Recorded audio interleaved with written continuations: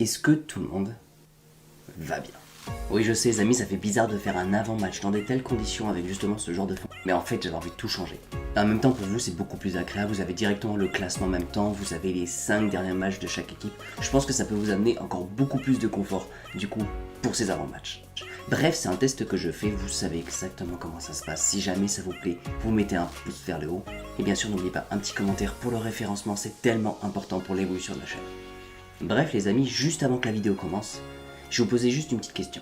Est-ce que pour la Coupe du Monde et pour la Ligue des Champions, est-ce que tout le monde a déjà son maillot prêt? Est-ce que tout le monde a son maillot du PSG et est-ce que tout le monde a prévu son maillot pour la Coupe du Monde? Parce que les amis, ça va arriver très prochainement. Il y a tout qui va s'enchaîner. Bon oui, j'avoue, la transition était extrêmement simple. Bien sûr, on parle directement du partenariat de la chaîne R7 Foot et je vous promets, on se retrouve directement juste après pour l'avant-match Reims-PSG. C'est parti les amis. Les amis, juste avant d'ouvrir le sujet, laissez-moi vous parler du partenariat de la chaîne R7 Foot. R7 Foot est spécialisé dans la création de maillots de foot non authentiques mais d'excellente qualité. Vous y retrouverez la plupart des clubs et sélections et vous le savez, la Coupe du Monde va bientôt arriver. C'est le moment de vous munir de votre maillot préféré. Les maillots sont à partir de 25 € seulement. R7 Foot vous offre jusqu'à 3 maillots offerts en fonction du montant de votre panier.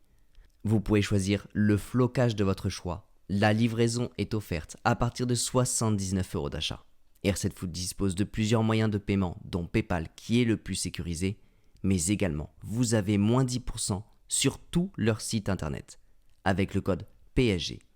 Vous retrouverez absolument toutes les informations directement en description. Et vous l'avez compris, c'est un partenariat, donc chaque achat sur leur site permettront de faire évoluer la chaîne. Un immense merci à tous ceux qui le feront. Une excellente vidéo à tous. Donc bien sûr, encore une fois, pour tous ceux qui sont intéressés, vous avez toutes les informations qui sont directement dans la barre de description. Commençons directement l'avant-match de Reims-PSG. Alors après, je vous avoue, faire l'avant-match sans réellement faire une légère transition par rapport au match de la Ligue des Champions contre le Benfica, ça serait compliqué. Donc c'est pour ça que je vais dire 2-3 mots par rapport à ce match. Et je vais mettre en avant deux personnes.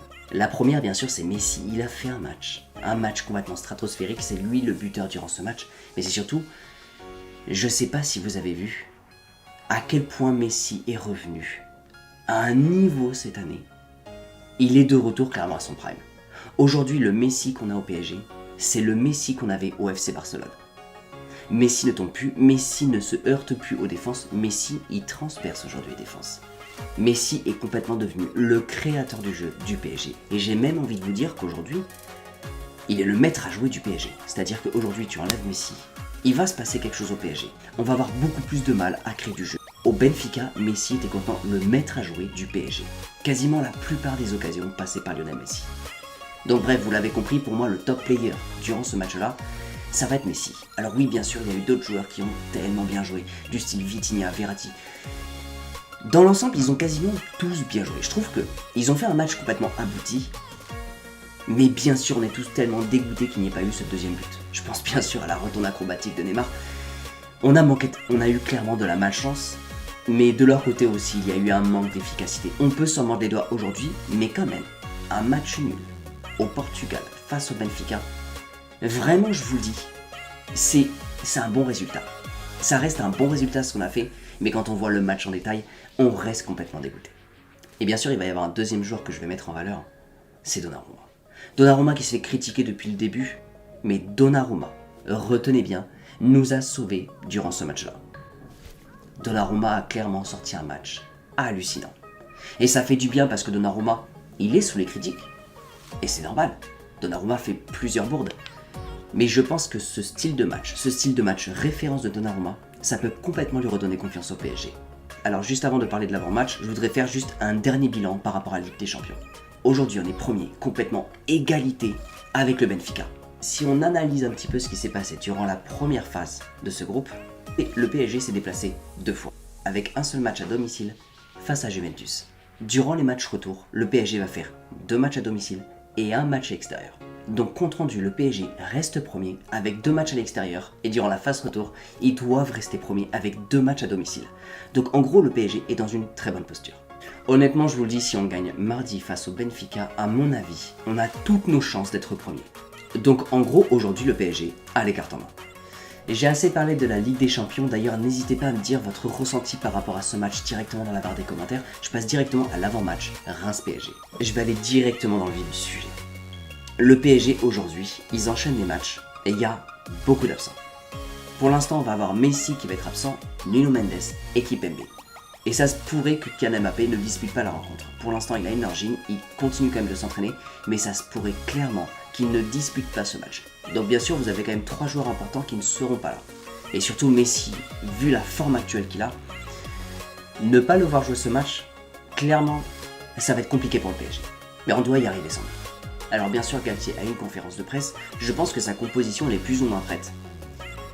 Malheureusement, on la connaît pas encore, mais il a prévu des changements. Il a parlé notamment de Ekitike et Solaire. Alors moi, je vais vous donner directement ma composition par rapport justement à ces changements. Bon, bien sûr, du côté de Nuno Mendes, c'est Bernat qui va rentrer, ça c'est une surprise pour personne. Du côté de Kimpembe, ça va être Danilo. Et là, on attaque directement le remplaçant de Messi. Alors, on pourrait mettre Carlos Soler, mais moi j'aurais mis directement Neymar en tant que numéro 10 au PSG, justement pour vraiment bien créer les actions. Après, ça peut être intéressant si jamais Messi n'est pas là. Le duo Mbappé-Neymar, justement, peut complètement se retrouver durant un match comme ça. Ça peut être extrêmement bénéfique, justement, pour Kylian Mbappé. Le problème, c'est qu'aujourd'hui, Kylian Mbappé n'est pas sûr d'être là. Donc ça veut dire qu'à ce moment-là, on n'aurait pas Messi et pas Kylian Mbappé. Alors je pense du coup qu'à ce moment-là, ça va être compliqué de laisser Neymar en tant que numéro 10. Parce que si jamais on n'a pas Messi et pas Kylian Mbappé, on met Neymar en tant que numéro 10 sur la pointe de l'attaque, nous n'avons pas de leader. C'est pour ça qu'à ce moment-là, j'aurais fait de cette manière-là.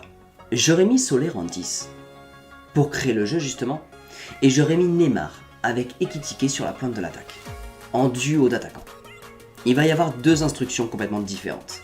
Neymar, il faudra qu'il ait beaucoup plus de liberté, Ekitike de son côté, il a une seule chose à faire. Faire des appels de balles et taper, c'est tout. Ekitike sera clairement le numéro 9, sera l'attaquant de pointe qui doit quasiment pas bouger. Bon, bien sûr, il y aura des créations de mouvement, mais Ekitike doit réellement faire des appels de balles extrêmement tranchants. Neymar sera en duo en attaque avec lui, mais bien sûr, Neymar aura beaucoup plus de liberté et bien sûr pourra complètement épauler Carlos Soler.